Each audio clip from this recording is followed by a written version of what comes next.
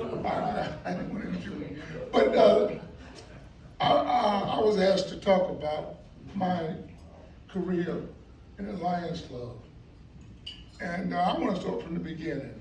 How many of you were JCs by chance? Okay. You remember what happened when you turned 31 years old? What happened? You became a what? Exhausted rooster. Don't y'all remember that? In other words, you were too old to be in a JC, they kicked you out. So it was age discrimination, yeah. After my stint in the JCs, I was really interested in every place I went being better as a result of my being in that particular city. I started out from Minot, North Dakota, and after I turned 31 years old, they asked me politely to leave. And so I was really sad because I enjoyed the fellowship with the JCs. But most of the JCs are transitioning to other civic organizations. Primarily in that part of the country was the Lions Club. Well, they had several Lions groups in these little small towns. So I decided to seek out a Lions Club in a city called Hooterville. I'm serious about that. Population 11. So I joined the Lions Club in Hooterville, North Dakota, January 30th, 1977. That's where I started my career with the Lions. We had a lot of fun, but it was a small club. And how many of you have been in small clubs before? You do everything at least twice. Yeah. And so, I tell you, I'm talking about light bulbs in the rooms, and the pancake breakfasts. I didn't care too much for that, but I worked real hard. I enjoyed the club. I did a lot of recruiting and what have you. We went up to 37 people. My, we were a large club for a town that only had 11 people. Yeah. But Minot Air Force Base was about 5 miles from Hooterville, so most of our members came from Minot Air Force Base. And so I guess they didn't like the way I was working, so they asked me to be the vice president. That's when you get in trouble. If you ever become a vice president, that means you do all the work in a small club. And I had an opportunity to serve there for about a year, and then they said, we want you to be the president of the club. One thing about the Lions Club and Lionism, you get a chance to enhance your leadership skills. If you're afraid to speak before a crowd, you'll learn to speak. You'll learn, a lot of things, but I served as the president, vice president, secretary, treasurer, tail twister, lion tamer. How many know what a lion tamer is? Lion tamer. You see what Amy put out every week? All these paraphernalia or what have you. And I thought that we probably need a lion tamer, but I have some information here concerning lion tamer because I asked Alicia. She said, "I don't know what a lion tamer is." Exactly, but we haven't had that kind of training. We outsource it. Yeah, that's also, being a tail twister, we collected fines all through the meeting. Anybody, I don't know about this club. We have some distinguished gentlemen in this last takeover here who have 50, 60 years in this club.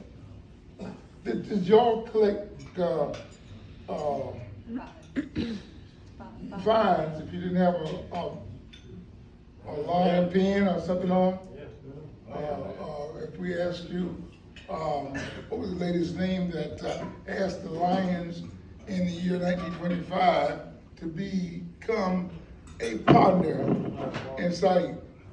And if you couldn't answer that, then you paid 25 cents. In case of Alva, he paid like $2. Everybody knows it was Claire Barton. Yep, fine. Well, I left Minot, excited, went to Charlottesville, Virginia, thinking I would join the Lions Club there and just have a ball, and I wasn't welcome in the Lions Club there. And I don't want to go into the details, but I didn't have much fun. I did a few things with them, and then I decided, no, this is not for me. Left there after a couple of years and went to Dayton, Ohio, again, and sought the Lions Club. Nobody asked me to join. I just had an opportunity to see a lion and symbol, and I asked about the club, and I went to the meeting, and I participated with them as long as I could stand it. And then, fortunately, I was sent to Montgomery, Alabama. And I met Mayor Emory Farmer. Montgomery. And Joseph Phelps and Mr. Lyon himself, Bill Chandler, and they found out that I was interested in the civic community here. Now, I had joined what they call the Optimist Club when I first got here because I just wanted to get involved. As soon as I got involved in my job at the base, and Joe Phelps and Bill Chandler could always find a job for somebody to do. Anybody remember them? Oh, yeah. Oh, yeah. They'll call me for Monday morning. Cliff, come over to my chamber. Cliff, come over to my office. And I would go over there and say, I've got an idea. But listen, I want you to join the Lions Club. So I went over to the Wheeler Hotel a couple of times, and by Jove, this was the most fun I'd had anywhere. These wealthy old men, distinguished gentlemen. Now I say that, and I'm not saying it being a sexist or anything, but we didn't have any women at that particular time. We had one when we moved over to the activity center. But I was still a member of the Optimist Club, so I stayed with them after I got burned out. I was president twice at the Optimist Club here at Alabama State University, the secretary once, and then treasurer. And I'm gonna tell you all, when you have a small club, it's murder on you. Because all the reports that Amy does, and she can tell you there's several reports a month that you've got to have in. If you don't, you get fined, basically. Your club get penalized. Where am I? I'm at as far as Whitley Hotel. Then a gentleman I met that was his office was across the street from my church. Julian McPhillips. Now, Julian didn't do like William Chandler and Joe Phelps. Julian came to my office time and time again and said, I want you to go to the Lions Club with me. He was buying lunch, so I had to eat. But I got a chance to meet the likes of Alva, Lambert, Billy Hill, David Kahn, Bobby Black. You all remember me? Any of y'all remember Bobby Black? And Bob Nesbitt. Bob Nesbitt. He was at the table. It was all at one table. They called them the, what table did they call it? Rowdy group. The rowdy table. And so they asked me, Leroy Pierce. yeah, Leroy Pierce. Charlie Swindle. Swindle had died before I joined. It just died. But I'm going as fast as I can because Judge Thompson have something he want to share with you. But Julian was persistent. Did I disturb you? Oh. Julian was persistent in me joining this club. And I'm proud to say his name is on my other certificate. It's my sponsor, Julian McPhillips, 27th day of February 1997. And when I got here, they asked me to since they knew I was a pastor, to come to this rowdy table to try to police them,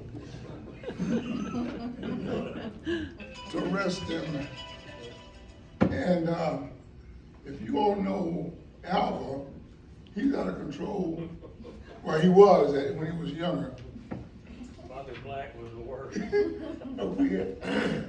Ladies and gentlemen, this was such a fun club. I'm not saying it's not fun now, but you were at the mercy of the club when you stood up here. It didn't matter who you were, what your credentials consist of. This person was a Harvard graduate, PhD, DD, Jewish doctorate, or what have you. And we didn't care. They did not care what you were. You would get plummet with Rose first, but they put somebody's eye out. You all remember that? The man was already, had eye surgery, and I went, ooh. Men were dead. Tell it. Well, Hosey Powell was complicit in that. And he just had corny implant. And somehow a stray roll got between his glasses and reverberated under his eyes. Yep. And so they took the rolls from us. And you heard a guttural, oh! But they took the rolls from us. It was a long time before we had rolls to eat. Seriously. He We died could not have. 3 months later. He did. He died about 3 months later. Of course, more had to do with him cutting a limb and hitting him in the head. And we had several judges, like I said, Judge Davina, Judge Phelps, and Judge Thomas. He's got some stories to tell. I'm not going to take his theme. But Judge Thomas, and how many lawyers did we have in here? Gee, Whitakers. And I think I had one preacher, well, that was me, trying to combat these issues. But ladies and gentlemen, I'm getting ready to sit down now. And I could go on and on and on and stop and have you ask me questions. But we have a great club. We have a great club. And I don't want to see it go into a dismal state. I have had so much fun these last 20 plus years that I've been a member of this club. And like I said, I've been an optimist, I've been JC, I've been in other Lions clubs. And by far, people like you have made a difference in my life.